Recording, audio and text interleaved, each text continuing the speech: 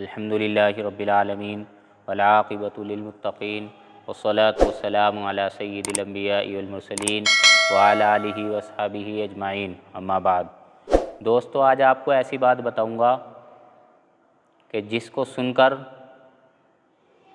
آپ کے ہوش اڑ جائیں گے۔ دوستو، جب مسلمان کے گھر میں بچہ پیدا ہو تو مسلمان کو چاہیے کہ اس کو نہلا کر سب سے پہلے اس کے کان میں اذان اور تکبیر پڑھی جائے۔ اگر بیماری کی وجہ سے نہلانا مناسب نہ ہو تو بچے کو اچھی طریقے سے صاف کر لیں۔ صاف کرنے کے بعد پھر اس کے کان میں اذان اور تکبیر پڑھیں۔ بہت سے ماں باپ خواہ مخواہ اذان اور تکبیر پڑھانے میں دیر کرتے ہیں، جس کا نتیجہ یہ نکلتا ہے کہ بچوں کے کانوں میں اذان اور تکبیر کی آواز بعد میں جاتی ہے، پہلے گانے کی، موبائل کی، ٹی وی کی آواز پہلے پہنچ جاتی ہے۔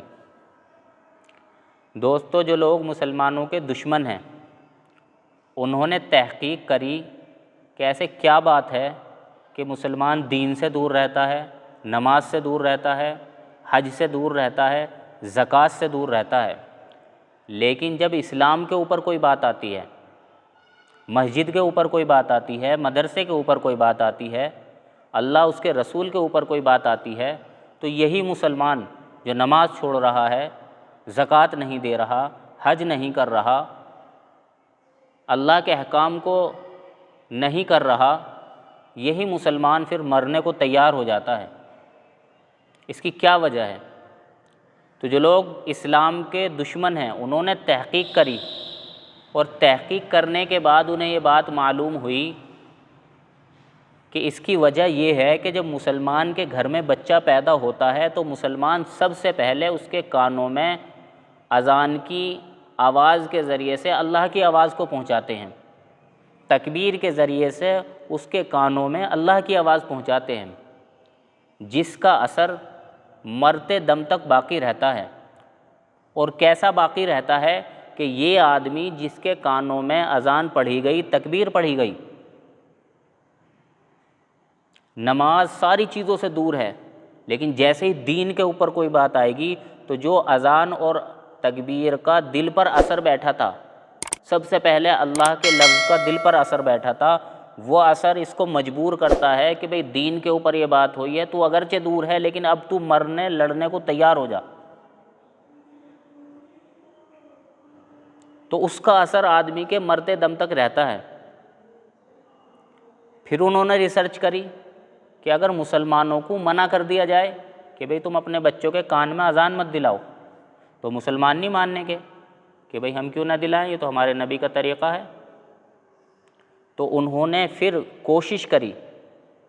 کہ ایسے ماحول بنا دیا جائے، ایسے حالات بنا دیے جائیں کہ مسلمان کے بچوں کے کان میں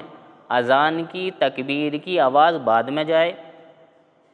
موبائل کی، ٹی وی کی، گانوں کی یہ آواز پہلے پہنچ جائے، اور وہ اس کام میں کامیاب بھی ہو گئے۔ آج دیکھا جائے کہ اذان اور تکبیر کی آواز بعد میں جاتی ہے، پہلے گانے کی جائے گی، موبائل کی جائے گی، موبائل کی نہیں گئی تو موبائل کے اندر جو گانے لگے ہوئے ہیں اس کی رنگ ٹون کے ذریعے سے بچے کے کان میں گانے کی آواز جائے گی، اور اس کا اثر ہم اپنی آنکھوں سے یہ دیکھ رہے ہیں کہ آج کا مسلمان اب تعداد زیادہ ہونے کی وجہ سے کہ مسجدیں توڑی جائیں، مدرسے توڑے جائیں، اللہ کو اور اس کے رسول کو کچھ بھی کہا جائے، اس کے دل پر اثر نہیں پڑتا، تو لوگ اس کے اندر کامیاب ہو گئے ہیں۔ تو دوستو، ہمیں چاہیے اور ہر ماں باپ کو چاہیے کہ سب سے پہلے ہمارے بچوں کے کانوں کے اندر اللہ کی آواز اذان کے ذریعے سے جائے، تاکہ سب سے پہلے بچہ جب اللہ کی آواز کو سنے گا تو کانوں کے ذریعے اس کے دل کے اوپر ایسا اثر پڑے گا، ایسا اثر پڑے گا کہ اگرچہ دین سے کتنا ہی دور رہے لیکن دین کے خلاف کوئی بات برداشت نہیں کرے گا۔ اللہ تعالیٰ صحیح سمجھ کی توفیق نصیب فرمائے۔ وآخر دعوانا ان الحمد للہ رب العالمین۔